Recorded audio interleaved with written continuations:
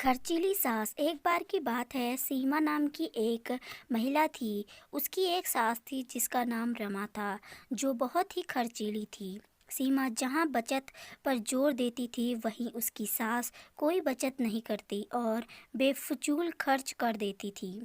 एक बार सीमा ने अपनी सास से को कुछ पैसे रखने के लिए दिए, जिसको वह अगले दिन बैंक में जमा करवाने वाली थी।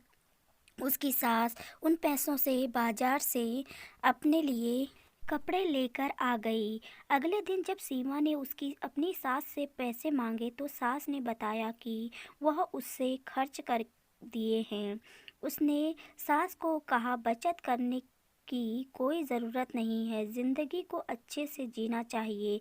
सीमा अपनी सास को बेफजूल खर्च के घर के लाइट जलाने में मना करती थी, जो कि उसकी सास को बिल्कुल पसंद नहीं था। वह इन बातों पर अपनी बहू सीमा को डांट देती थी। इसके बाद सीमा ने भी निर्णय कर लिया कि वह अपनी सास को रोकेगी नहीं। सीमा ने इसके बाद अपनी सास के कमरे का बल्ब लाकर बदल दिया। सास के पूछने पर सीमा ने कहा कि अब वह जितना चाहे उतनी लाइट जला सकती है। एक दिन सीमा की सास को पकौड़ी खाने की इच्छा हुई। उसने सीमा को पैसे देकर कहा, जाकर राजू हलवाई की दुकान से पकौड़ी ले आए।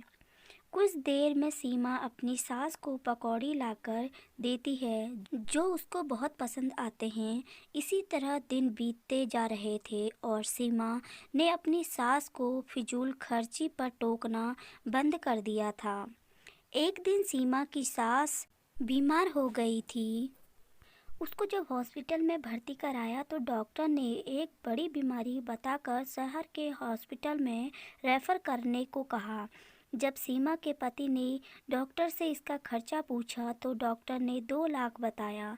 यह सुनकर सीमा का पति और उसकी सास बहुत दुखी हो गए कि इतने पैसे हम कहाँ से लाएंगे। लेकिन सीमा ने डॉक्टर को अपनी सास को शहर के हॉस्पिटल में रेफर करने को कहा, जिससे उसके पति और उसकी सास हैरान हो गए। सीमा ने बताया कि यह पैसे उसने घर खर्च से बचाए हैं। इसके बाद कुछ दिनों बाद सीमा की सास शहर में से अपना इलाज कराकर आ गई। अब वह पूरी तरह स्वस्थ थी। उसने आकर सीमा से पूछा कि तूने इतने पैसे कैसे जोड़े?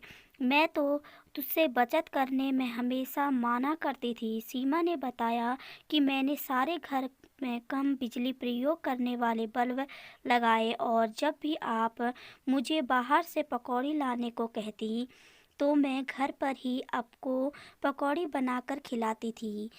उसने सीमा की बहुत तारीफ की और खुद भी आगे से पैसे बचाने का निर्णय किया।